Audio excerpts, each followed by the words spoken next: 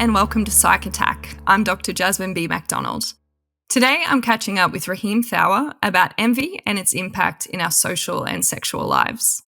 Rahim is a racialized queer social worker who works as an instructor, a psychotherapist, clinical supervisor, consultant, public speaker, podcast host, and writer. He calls Toronto home and currently teaches at the University of Alabama. His work explores the intersection of mental health and systemic oppression. He has a particular interest in examining innovation in queer relationships and exploring how anti-racist, queer-affirming psychoanalytic frameworks can support social workers, training therapists, and organizational leaders. Welcome, Rahim. Thank you for having me, Jazz. I'm excited to be on Psych Attack. It's so good to have you here. Rahim, could we start with some backstory about yourself? How did you find yourself in psychotherapy and academia? Oh my goodness. Well, before I applied to graduate school for social work, I wanted to go to teachers college. So being an educator was always an interest of mine.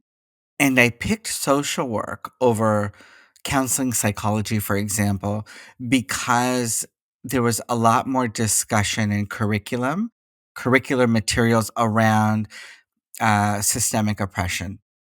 And I felt great about doing the social work program and the master's program.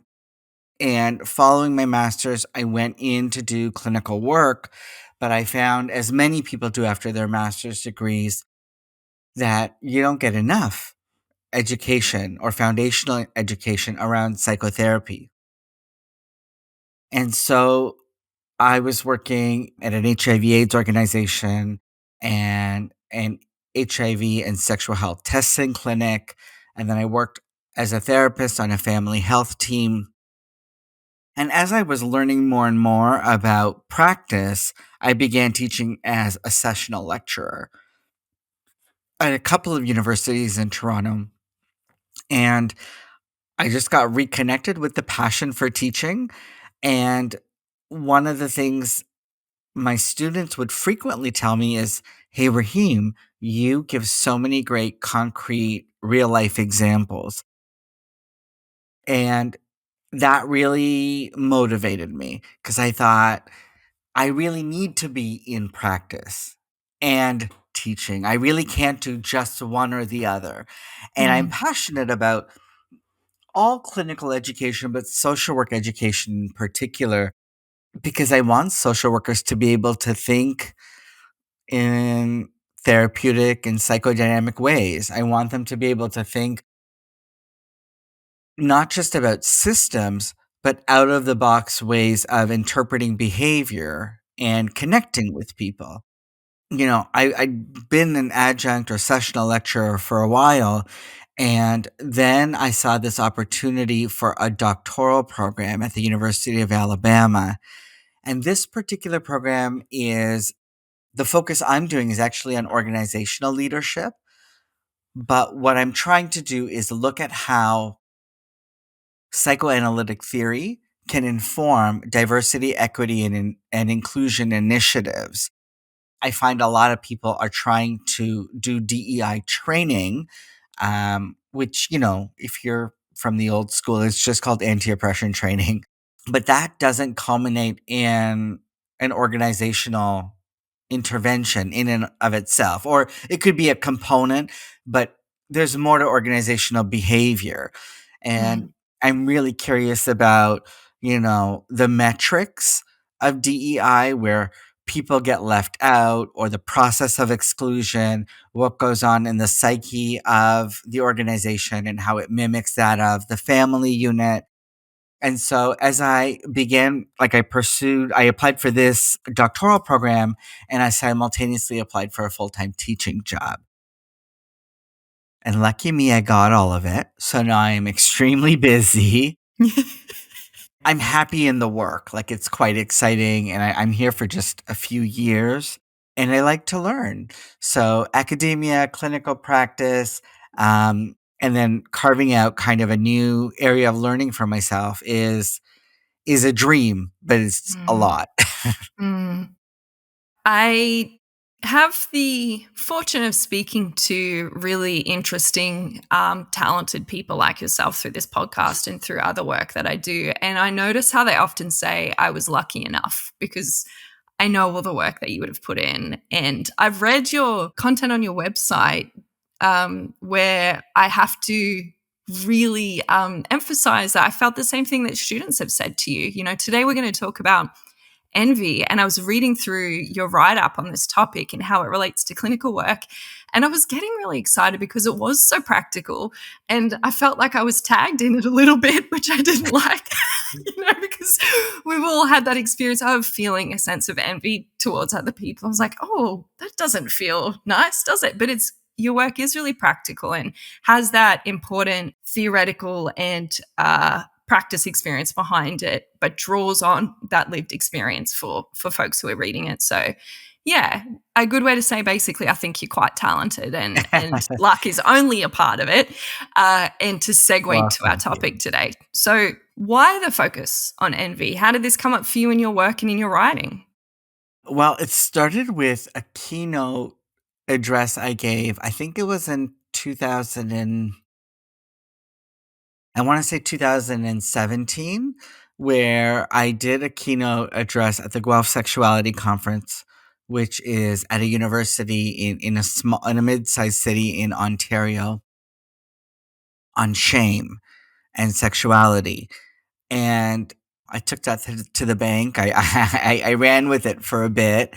And then I thought, you know what? I need to write this up. Like, I can't just keep presenting. I'm tired. I'm exhausted of talking about shame. I need to write it up. And I wrote it up. And then I thought, okay, let's go to envy next. And there was this moment where I decided, and I haven't followed through on it completely, but that I really wanted to explore elements or aspects of our mental health that aren't talked about as much. So, like, there's shame and then envy, but there's also, like, I'm interested in doing a paper or really thinking about lying Mm. or misery, because I'm curious about my own relationship to misery. But I'm like, oh, I want to do a deep dive into misery. I did a deep dive into nostalgia about a year ago because I was preparing for a presentation for older LGBTQ folks, and we talked about the good and the bad of nostalgia. So I don't want to say these are obscure concepts, but when we talk about mental health, we're usually talking about anxiety and depression. Totally. And I'm thinking, like, let's just go slightly off the page and discuss another emotional experience, a phenomena, if you will, you know? Like, another example is I've met lots clients, not lots, but a handful of clients where I'm like, oh, this person is so hard to help. And I'm not blaming them, but I think about, like, I have a relationship to misery. What's their relationship to misery? And I get curious about, like, what does it mean to be masochistic in a way that, not even in like a super pathologizing way, but Mm. how have you like adjusted to your environment in a way that's adaptive, but what it looks like is masochism? You're hard on yourself all the time. You don't let anybody in. You're super self-critical. You're around other people that make you feel bad. Anyone else's suggestions couldn't work for you. You know, like, that's a kind of client that I've felt frustrated with at some point in my life, but I've also been that person. And I'm curious about this kind of masochism. All that to say, I'm curious about human experience and talking about mental health that's slightly, just off left field from what the dominant discourse tends to be. Yes. So And that's how I landed at envy. I find that so fascinating because I hadn't thought of the different topics you've written about in that way, but that makes so much sense that we do think a lot about mental health as that clinical pathological end and anxiety and depression, but these different aspects of emotion that relate to mental health that are, it's all a continuum, and we're higher or lower in all these things, or we have experiences of all these Totally. things. Very interesting. Yeah. Yeah. And look, when it comes to envy, I wrote about it because I experience it. you know, I have found myself in clinical supervision saying, I kind of envy my client. You know, sure, things are challenging in their lives. And this was particularly when I was working at the sexual health clinic. People were in distress. When they were seeing me, they were struggling sometimes with substance use, particularly like chemsex. They were anxious about their test results. And then I would go to clinical supervision and say, you know what? I envy this person. and my supervisor's like, tell me more. Why? And I would say, well, their lives, I know they're stressed out when they come to see me, but their lives seem like a lot of fun. They're having a lot of experiences that I wish I could have. There's something to sit with there, where do you go after that? And that's Mm. part of what my paper was about. Like, does that motivate me to do drugs or be more adventurous? Does that make me feel gratitude for not having the things that come with the fun? Does that lead me to a place of grief for feeling Mm. like there's a part of life I missed out on or I won't get to experience? I'm curious then about where the envy takes me. Yes. One of the things, it's early on, because we've already gone deep into some of this topic now, but I want to come back out just for a moment, Right. because one of the fundamental things that I didn't have clear in my mind and wasn't conscious that I should have clear in my mind until I read your work was the difference between envy and jealousy. And I wonder if you might talk a little bit about that. Yes, I'm sorry I glossed over it. I think, No, yeah, I no, forget about you do that. That your is thing. It's important. excellent. Well, envy is usually dyadic, meaning it involves two people, and jealousy usually is three people. It's triadic. And we experience jealousy when there's a third person, object, entity that feels like it threatens the relationship we have with one of the other people. Envy is about us longing for or vying for, wanting to possess something that someone else has. Mm. So, for example, I could be envious of somebody's physical appearance, their money, their achievements, their social skills, the home they live in, that kind of thing. Envy is something they possess. It could be a physical attribute, it could be an achievement, it could be how they move in the world. Jealousy is more like, you know, I see this person flirting with my partner and I find that threatening. Or I see that my best friend is spending a lot of time with her new boyfriend and I have some feelings about that. Mm. Jealousy is tricky because not everyone can identify it so quickly. People tend to be quite defensive. So instead of saying I'm jealous, I might say, "No, I'm not jealous. I feel disrespected or I feel like Interesting. I've been neglected." That might be true, but I would argue that jealousy is a stigmatized word that we don't want to take on and it's probably part of the puzzle. Mm. Sometimes people feel jealousy when, you know, someone spends a lot of time with their pet and, and a lot of attention goes to a pet or a new child instead of a partner. It could be an ailing parent, let's say mom gets a heart attack or has a fall and all of the family's time is like about helping mom or going back and forth to the hospital. You're not going to say in that moment, I feel jealous that you're giving your mom all this time, but you might get resentful. And the Mm. resentment could be part of the package of jealousy. Mm. Isn't that interesting? Because it moves you away from what you actually want. It's like once Yeah. we're like, I'm not being treated, rather than saying, using it as something for comparison to say, hey, when you show that affection to our dog, I'd really like for you to, I think I'd like that too. They really enjoy it. And it's instead of separating out, not being respected or being given what's deserved, is like you're pushing that person further away from you. Absolutely. And so, I mean, resentment usually leads to passive aggressiveness.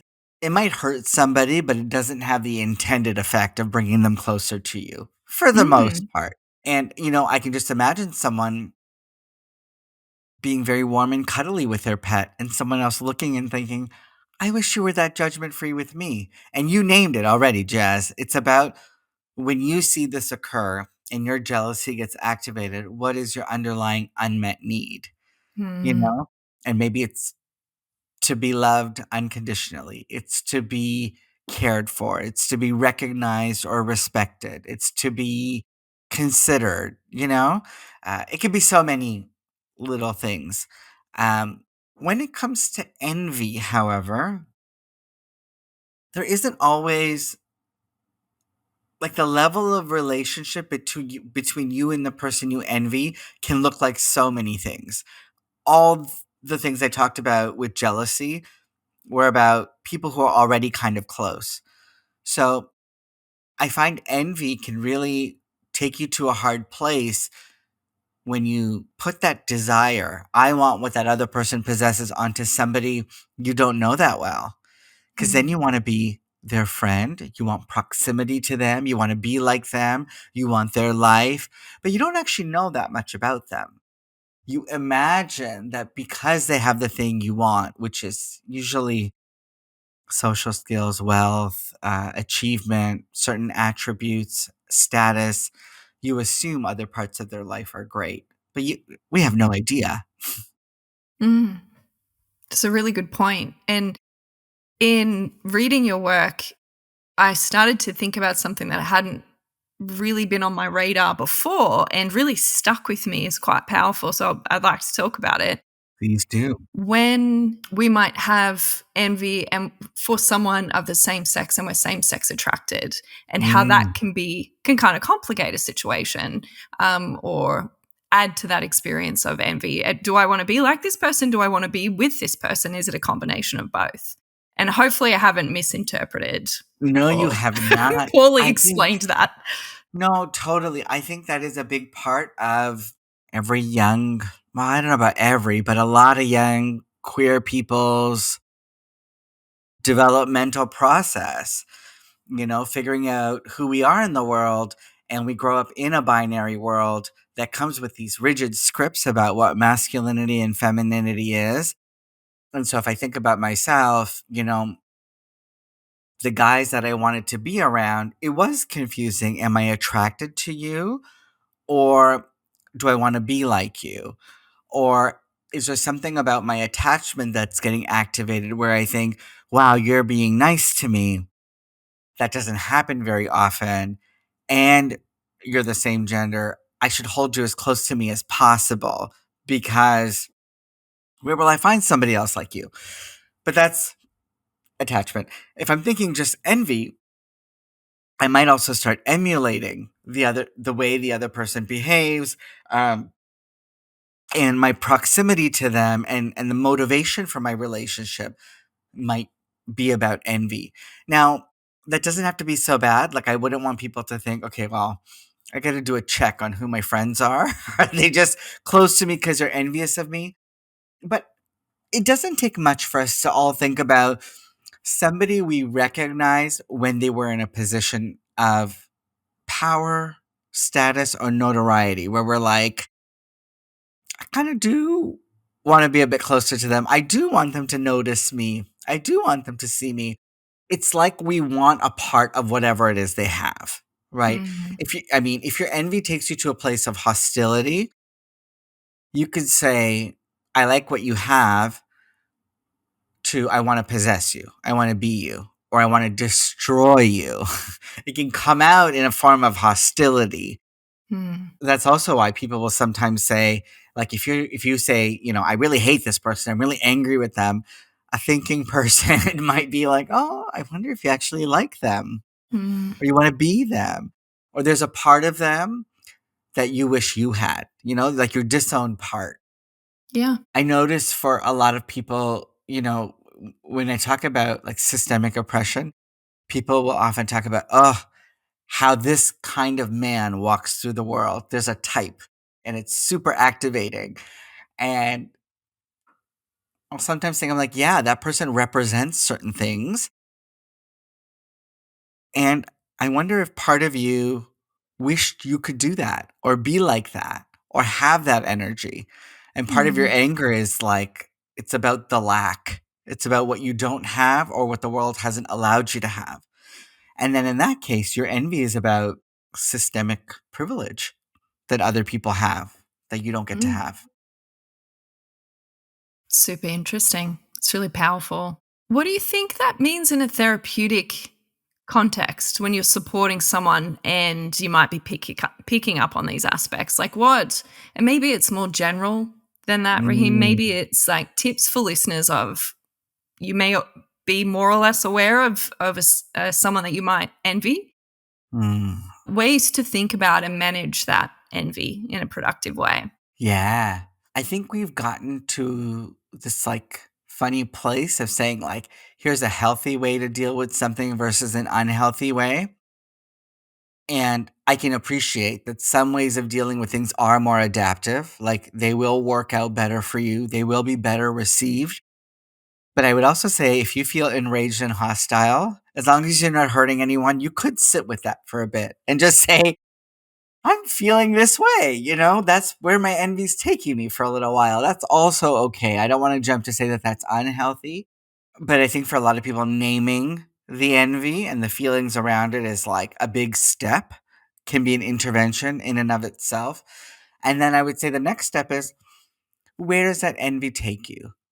Right? I think for some people, it might motivate you. So if your envy is about some other person's gym body, it could be that it motivates you. By the same token, you could envy someone's gym body and say, that requires a whole life change that I don't have or don't want to do. I've been in this place before where I'm so envious of what all these gay men have. And I have to say to myself, but that's what I want in that particular moment because I feel inferior. My shame gets activated because I feel less than, and then I'm envious. And what I actually need to sit with is just the grief and then Mm. recommit to how I want to live my life. I just don't want to live my life super concerned with muscularity. I really don't want that to be my life. And I'm also allowed to feel shame and envy at times for people who look that fabulous way. I really appreciate you calling out that it's almost like a toxic positivity or that focus on health, right? What's healthy, what's adaptive, because all of those things that are tougher to sit with, those uncomfortable emotions, we have those for a reason. They are adaptive in some way. It's Mhm. about how you act on that. I really appreciate you calling that out. Yeah. And I had a big grin on my face while you were explaining that gym example because I feel this and I think about this a lot. My partner and I do CrossFit.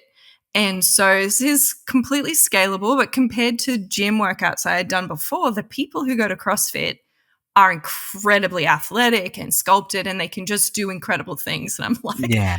barely hanging onto a bar. And I'll leave and I'll sometimes think I wish I had that. Or shame of where I am at with my strength or my body. And then once that passes, I go, I don't want to go every single day, or I don't want to completely change the way that I eat. Or like, I Yeah. love to read and write. I spend a lot of time sitting down. I don't want to lose those things. So, like you say, reflecting on that and then recommitting to what your real priorities are and having those experiences in the context of your life more broadly, Yeah. not that 45 to 60 minutes that you might be at the gym. I feel Totally. that deeply. Yeah. Oh, I'm glad. I think also, like, we're just starting a new year, and I'm not big on resolutions, especially not in this part of the world because it's our winter, and I don't think that's a smart time to make big lifestyle changes. Whereas in Australia, Totally. maybe it makes more sense. setting an intention for like what's working for me and what's not, you know? Envy, shame, they're not inherently bad. They teach us something, they're adaptive, they help us connect with our unmet needs, our stories, our wants. It's an opportunity to reflect on how often am I in a space where my shame and or envy gets activated. Like if it's Mm, every day, you know, I maybe need to change something. yes. Like I need to be in an environment where I feel good about myself at least more than half of the time. Yeah, totally. It's a really good point. I put out to the Psych Attack audience to see if they had any questions for you on this Yes, topic. Do you mind if we take a look at some of those? let's do it.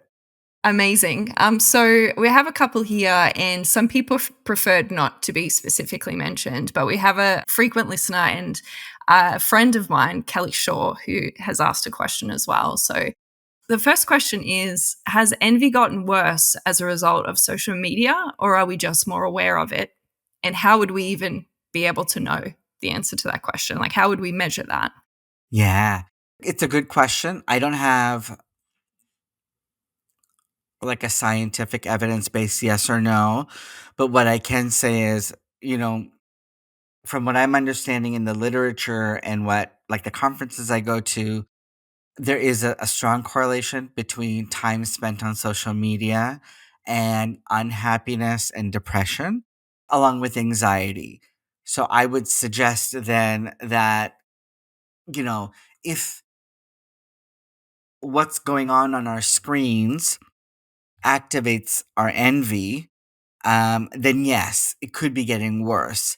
I also would suggest that a bit of envy, or if you think about it as longing, wanting to possess something, ideals, a lot of this is marketed to us.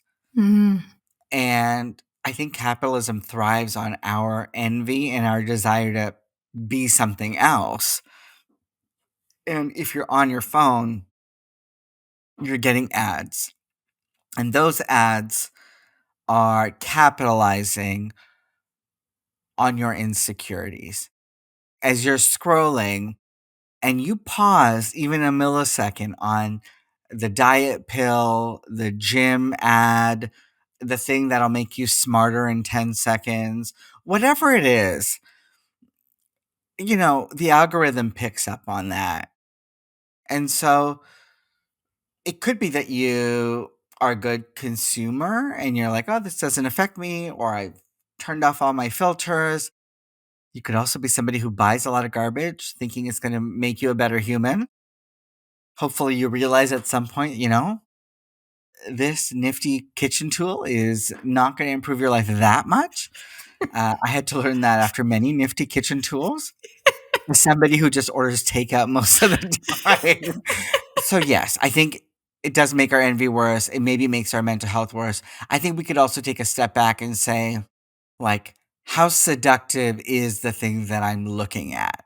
And is it giving me anything? Am I learning anything? Am I entertained?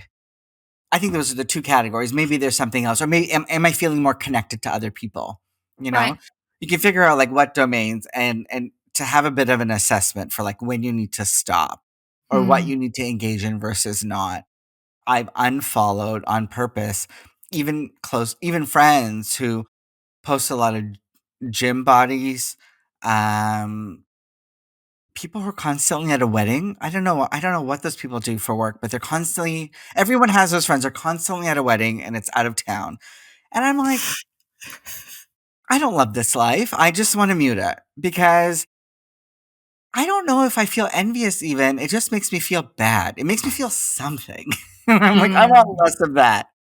So I think we mm. need to be better curators as well. Yes, it's exactly the word that just popped to my mind. You're thinking about curating instead of completely in, completely out, because there is something to gain from connection and being able to communicate async with people all over the world, but working out what your triggers or the stuff that's making you not feel okay and limiting that. I think that's great advice.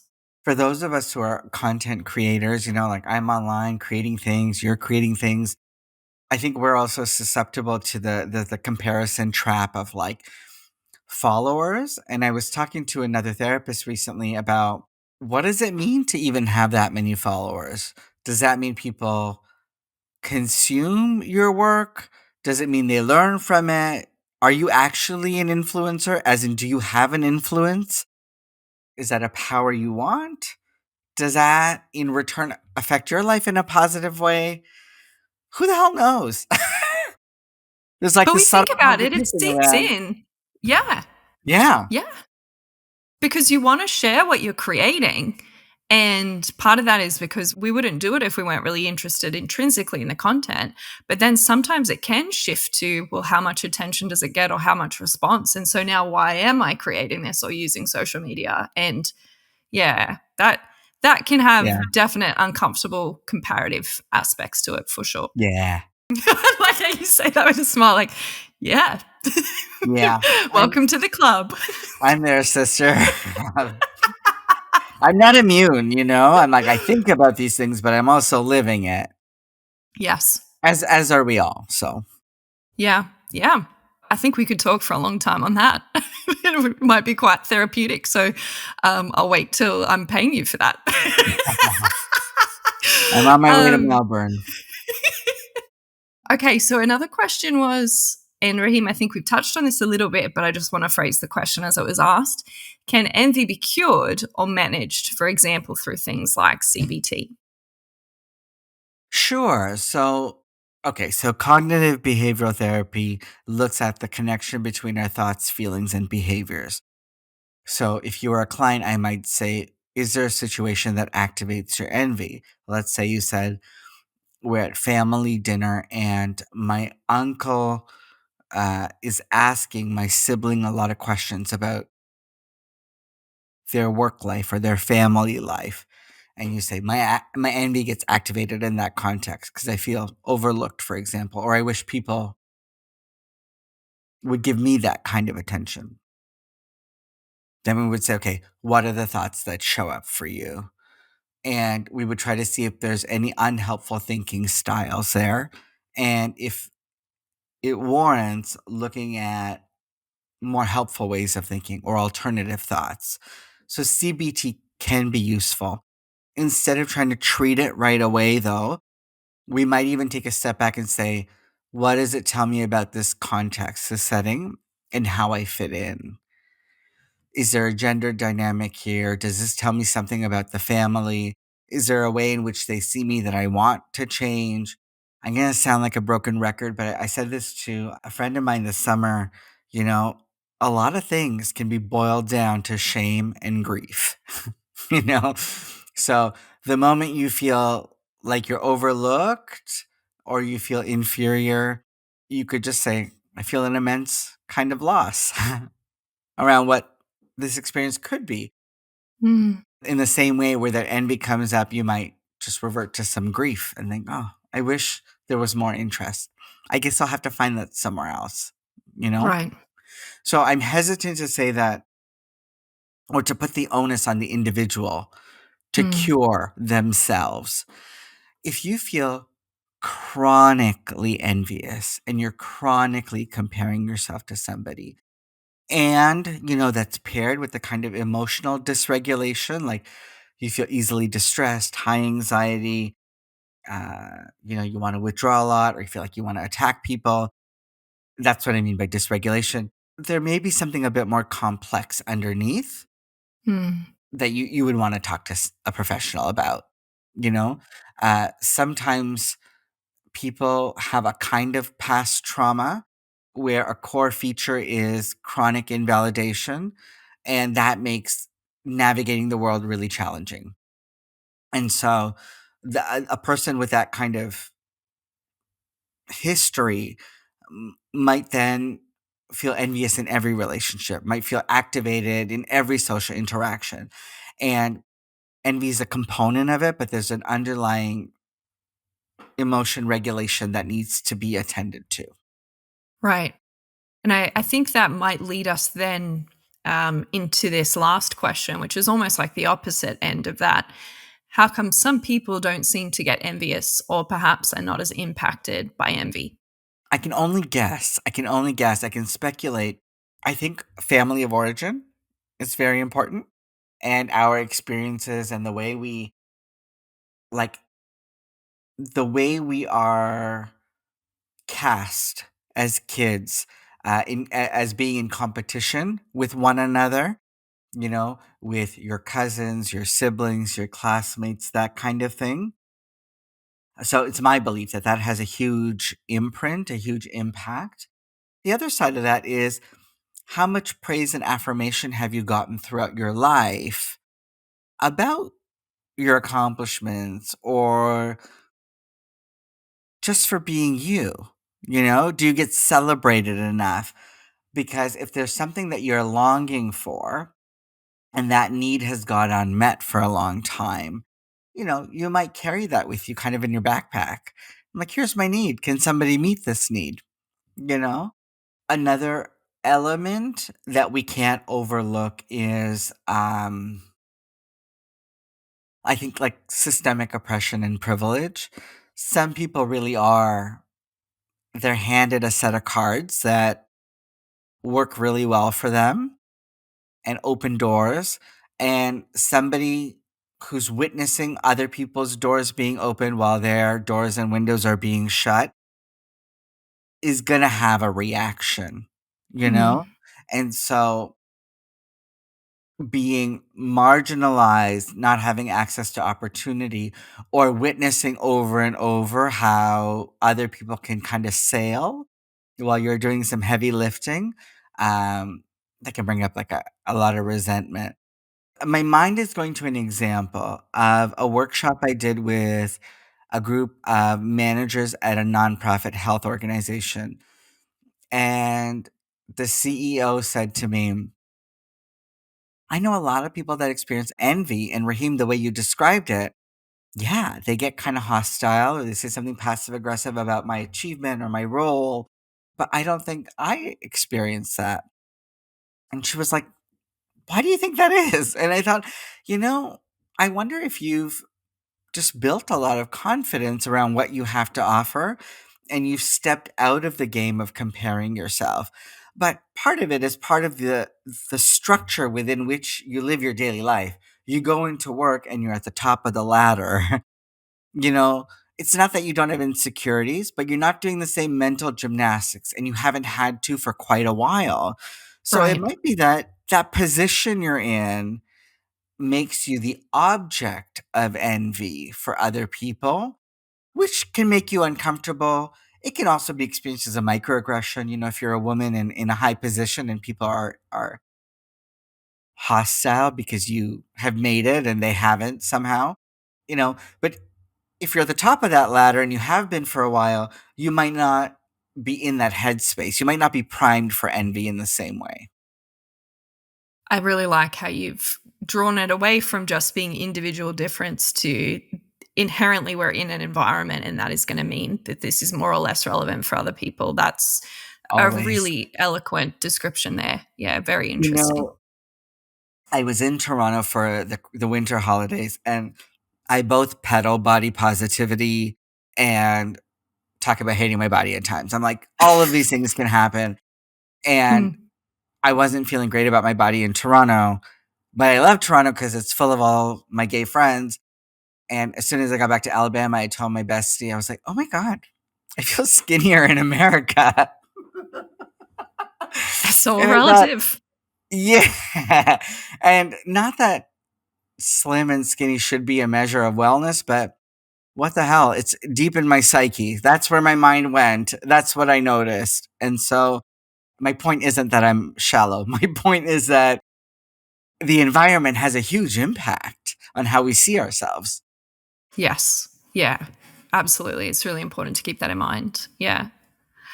Well, I've really enjoyed this conversation. Like I said, there's aspects of this where, I mean, I appreciate your candor and honesty of being someone who has expertise, but also acknowledging that you're a human and not immune to these things. And I definitely acknowledge that for myself, and not being an expert in this space, but also not sitting back objectively asking questions, but feeling, yeah, I've felt these things before. And so hopefully this is interesting from a kind of conceptual perspective for people who have a listen, but also from an experiential perspective of reflecting on the experiences that they've had and will have, because it's not something that we're going to be able to shut off, especially if we're constantly pushing ourselves to do better and achieve things and putting ourselves in challenging situations. Then that upward comparison will be there. Rahim, that was an absolute pleasure. Thank you so much for your time. Thanks for having me. I wonder if there's any shameless self-promotion that we can do, but I know you've got excellent things in the works and that we'll talk about them in later episodes. So maybe you might want to just mention briefly the things that you have happening and that you're working on that listeners can look out for. Sure. Look, if people want to follow me and look at some of my writing, I publish on Medium all the time. If you go to ladyativan.com, Ativan, I don't know if Ativan it translates. It's an anti-anxiety medication here. And so I turned it into a bit of a drag name. So ladyativan.com, it'll take you to all my social links. And in particular, my essays, like the one on envy. I recently wrote one on porn consumption and like how it impacts our fantasies and our self-esteem. I've also got a book coming out June 1st of 2025 called The Mental Health Guide for Cis and Trans Queer Guys. It's a self-help guide published by New Harbinger Press. And I'm super excited about it. And I'll tell you more about it later. But for now, go to ladyativan.com and check it out. Amazing. Thanks again, Rahim.